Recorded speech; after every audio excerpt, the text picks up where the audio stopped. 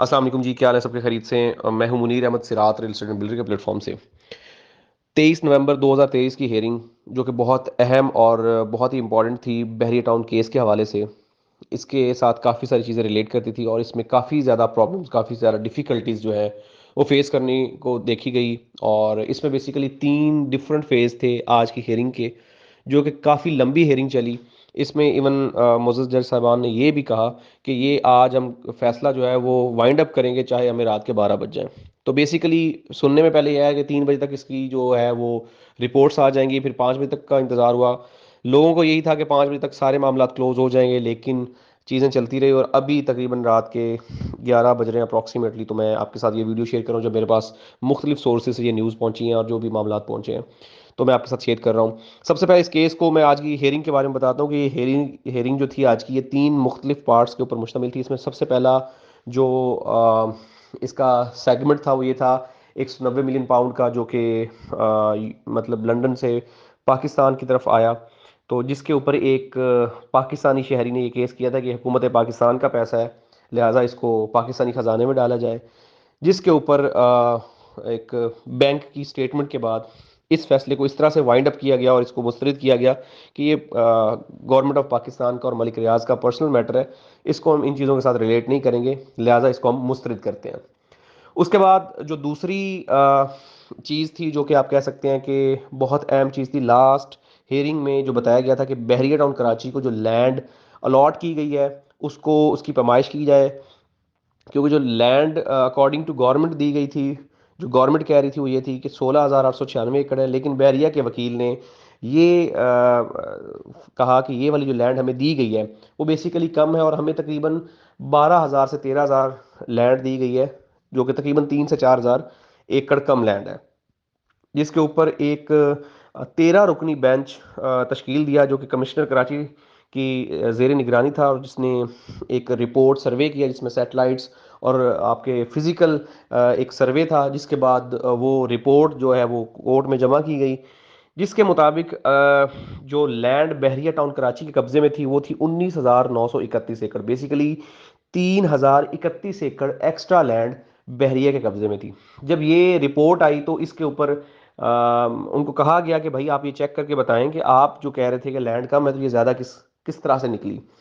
अब ये इस लैंड की अगर हम डिटेल करें तो ये लैंड बेसिकली 2 हिस्सों में डिवाइड थी। इसमें 813 एकड़ लैंड जो थी वो आ रही थी डिस्ट्रिक्ट मलीर में, जबकि 2,222 एकड़ लैंड जो थी वो डिस्ट्रिक्ट जामशोरों में आ रही थी। बेसिकली मैं आपको थोड़ा सा गाइड कर दूं कि बहरिया टाउन कराची जो है ये 2 डिस्ट्रिक्ट में डिवाइडेड है। इसमें जिसके स्टार्ट वाला एरिया है वो डिस्ट्रिक्ट मलीर में आ रहा है, और जिसका एंड वाला एरिया है वो डिस्ट्रिक्ट जामशोर, मतलब स्पोर्ट सिटी और ग्रीन और ये वाला एरिया जो है ना, ये डिस्ट्रिक्ट जामशोरों में आ रहा है। जिसके ऊपर काफ़ी सरजनश भी की जज साहबान ने बहरी टाउन के वकील की, और उनसे ये भी कहा गया कि आप ये सियासी बयान या इस तरह के काम जो है ना वो हरगिज़ ना करें जिसकी वजह से आप कोई भी मामला को दूसरी तरफ लेके जाएं। अब इसमें एक चीज़ जो वाकया हुई जब ये केस हुआ, उसके बाद एक ब्रेक हुई। बेसिकली आज की हेयरिंग में 3 डिफरेंट जगह पे जो है वक्फे हुए, ब्रेकें हुई। तो उसके बाद एट द एंड हुआ ये कि बहरिया टाउन के ऊपर काफ़ी ज़्यादा सख्ती हुई और इस तरह से मामलात लग रहे थे या सिचुएशन हो रही थी कि बहरिया को एक तरह से मतलब इस तरह से आप ये कह सकते हैं, कहा जा रहा है कि ये जो बहरिया जो है पेमेंट वो नहीं पे कर रहा, और अगर ये पेमेंट नहीं करेगा तो ये सारे जो सोसाइटी और जो जितना भी बहरिया टाउन एक इदारा है ये भाग के सरकार जब्त हो जाएगा, मतलब एक तरह से डिफॉल्ट हो जाएगा। मतलब इन शॉर्ट अगर हम कहें तो डिफॉल्ट होने के तरफ कहा गया। लेकिन अभी तक ऐसा कोई आप कह सकते हैं कि कोई नोटिस नहीं दिया गया कि बैरिया को डिफॉल्ट कर दिया गया या बैरिया को किसी भी सूरत में लगा दिया गया है। अगर ऐसा होता है तो इससे जो एंड यूजर है या जो एक स्टेक होल्डर है उसको नुकसान नहीं होगा। ये बहरिया टाउन की मैनेजमेंट और गवर्नमेंट के दरमियान में मामला होंगे। मतलब इसमें जो एक जो नेगेटिव अनासर वाली सिचुएशन है वो नहीं है। अभी पहली बात तो ये फैसला आया नहीं है कि हम ऐसा कर देंगे कि बहरिया को डिफॉल्ट डिक्लेयर कर दिया गया है, कि बहरिया को चिट दे दी कि बहरिया डिक्लेयर है कि वो लाइक डिफॉल्ट हो गया और उसके ऊपर सारे मामलात हैं। लेकिन एक तरह से ये कह दिया गया है कि बहरिया टाउन कराची जो है वो अगर ये नहीं करेगा तो बहरिया डिफॉल्ट है, क्योंकि वो पेमेंट देने से अभी गरेज कर रहा है।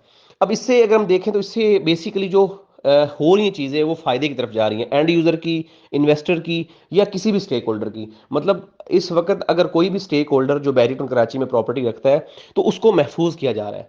बेसिकली जो ये सारे मामलात चल रहे हैं, ये एक तरह से स्टेक होल्डर के साइड से चल रहे हैं कि अगर बहरिया टाउन कराची को मामलात इस तरह के होते हैं या कोई भी मामला होता है, तो उससे बहरिया टाउन कराची की जो स्टेक होल्डर्स हैं, जो रिहायशी हैं, उनको लीज मिल जाएगी और उनको महफूज कर दिया जाएगा। और इससे ना सिर्फ बहरिया टाउन, बल्कि इसके अलावा जितनी भी सोसाइटीज़ हैं उनमें मौजूद स्टेक होल्डर्स या उनके रिहायशियों के लिए भी एक तरह से फायदे की तरफ चीज़ें जा रही हैं कि उनको सिक्योर किया जा रहा है, उनको बताया जा रहा है कि आपको किसी भी किस्म की टेंशन लेने की जरूरत नहीं है, आपकी चीजें महफूज हो जाएंगी।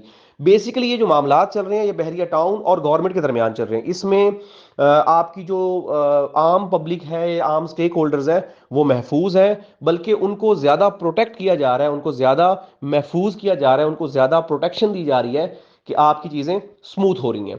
लिहाजा ये जो आपके जहन में एक ख्याल आएगा कि बैरिया के डिफॉल्ट होने से यहाँ पे बिल्डोजर चल जाएंगे या यहाँ पे अल्लाह ना करे बैरिया डिफॉल्ट होगा या नहीं होगा, क्योंकि मे बी कल मलिक साहब का कोई बयान आ जाए, मलिक साहब कोई मतलब कोई ऑडियो दे दें या कोई भी, जैसे मुबशर लुकमान के एक लास्ट व्लॉग में जो 30 मिनट का बेसिकली था, उसमें उन्होंने काफ़ी डिटेल के साथ बताया कि मलिक साहब क्या चीज़ है और मलिक साहब क्या क्या चीज़ें किस किस तरह से कर सकते हैं और मलिक साहब को किस किस जगह पे किस किस जगह तरह डैमेज किया गया। तो बेसिकली ये सारी चीज़ें जो है, इससे फील यही होता है कि अभी तक चीज़ें जो है वो एक तरह से एंड यूज़र के हक में थी, ये वाली जो हेयरिंग थी। और बहरिया टाउन मैनेजमेंट के लिए काफ़ी सख्त थी, क्योंकि बहरिया टाउन की तरफ से जो वकील साहब थे, उन्होंने जो लास्ट हेयरिंग में ये कहा था कि हमें लैंड कम दी गई है और हमारे साथ जो है वो ज्यादती की गई है। लेकिन इन एक्चुअल में जो चीज़ें सिचुएशन के मुताबिक हुई वो ये हुई कि लैंड ज़्यादा थी और वो उस तरह से मामला नहीं हो सके, जिसकी वजह से जो बहरिया टाउन का वकील था वो बुखलाहट का शिकार था। तो सिचुएशन ये है कि आप अगर बहरिया टाउन कराची से किसी भी तरीके से रिलेट करते हैं, लिंक करते हैं, तो आपको घबराने या टेंशन लेने की जरूरत नहीं है। मामलात कंट्रोल में है, स्मूथ है, और इनडायरेक्टली आपको प्रोटेक्ट किया जा रहा है गवर्नमेंट की तरफ से। और इससे डेफिनेटली ना सिर्फ बहरिया टाउन, बल्कि बहरिया टाउन के स्टेक होल्डर्स के साथ की वजह से जो दूसरी सोसाइटीज है वो भी वो उनमें मौजूद स्टेक होल्डर्स भी प्रोटेक्शन में चले जाएंगे। तो ये चीज़ें इस तरह से स्मूथली जो है वो प्रोसीड होंगी। लिहाजा ये अभी तक की हेयरिंग की लेटेस्ट न्यूज़ थी। कल अगर हमारे पास कोई और चीज़ पहुंचती है या हमारे पास कोई न्यूज़ आती है, तो वो भी इंशाल्लाह हम आपके साथ शेयर करेंगे और आपको बताएंगे कि सिचुएशन क्या है और इस वक्त करंट सिचुएशन क्या आ रही है। इन शॉर्ट अगर हम बुलेट्स लाइन में बात करें, तो आज की हेयरिंग काफ़ी सख्त थी बहरिया के लिए, लेकिन इसमें जो स्टेक होल्डर्स हैं उनको काफ़ी हद तक महफूज किया गया और उनको एक तरह से लीज की जो है वो नवीद और खुशी जो है, या एक तरह से हिंट जो है वो दी गई। तो इसी तरीके से अगर कोई भी न्यूज़ या कोई भी अपडेट आती है तो हम आपके साथ ज़रूर शेयर करेंगे। बाकी मजीद इंफॉर्मेशन, हेल्प या गाइडलाइन के लिए हमारे दिए गए नंबर्स पर रब्ता करें। हमारा यूट्यूब चैनल ज़रूर सब्सक्राइब करें। मिलते हैं एक नई वीडियो के साथ। अल्लाह हाफिज़।